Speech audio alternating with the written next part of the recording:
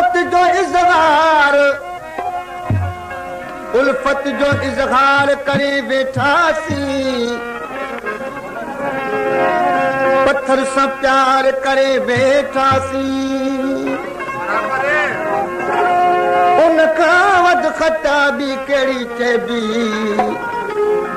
जो प्यार जो इक़रार करे वेठासीं सब ज़ख़्म विया मिटजी नओ ज़ख़्म वरी कोन्हे सब ज़ख़्म विया मिटजी नओ ज़ख़्म वरी कोन्हे या घाव सभई भरिजी नओ ज़ख़्म वरी कोन्हे सब ज़ख़्म विया मिटजी नओ ज़ख़्म वरी कोन्हे या घाव सभई भरिजी नओ ज़ख़्म वरी कोन्हे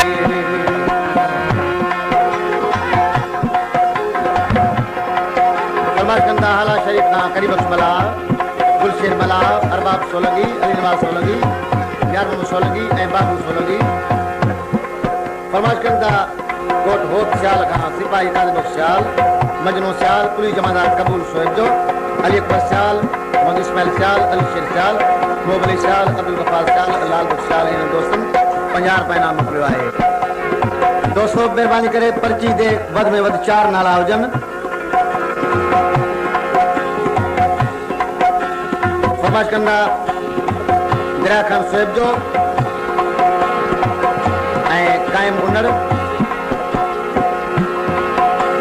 हबीब अली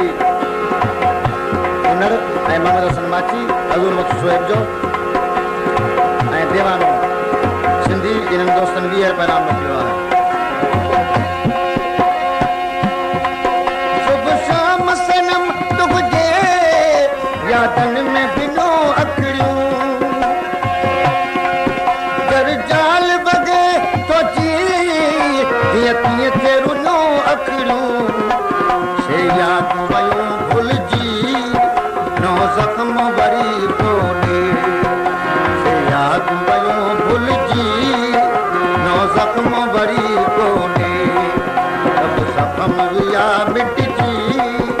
नओ ज़ख़्म वरी कोन्हे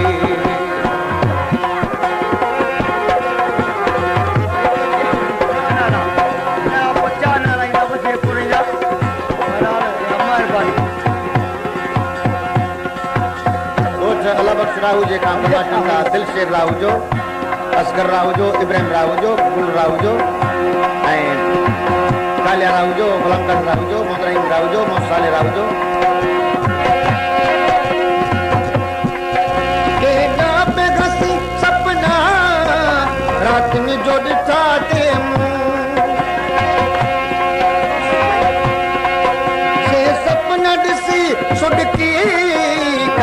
चिरक भरिया ते सब सपना विया लुटजी नओ ज़ख़्म वरी कोन्हे सब सपना विया लुटजी नओ ज़ख़्म वरी कोन्हे सब ज़ख़्म विया मिटजी नओ ज़ख़्म वरी कोन्हे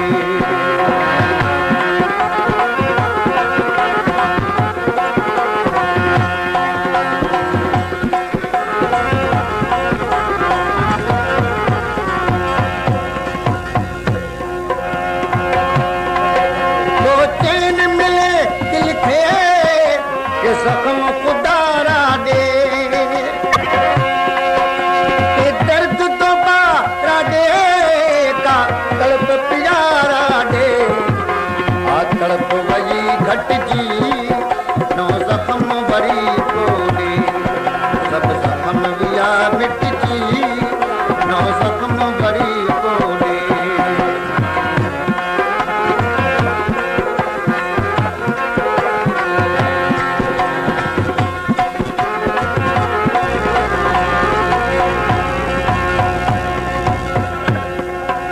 मखमूर गम तो को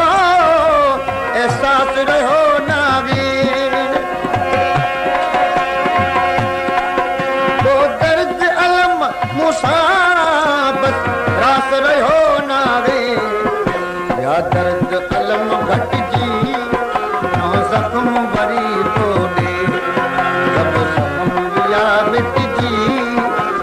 जख्म वरी कोने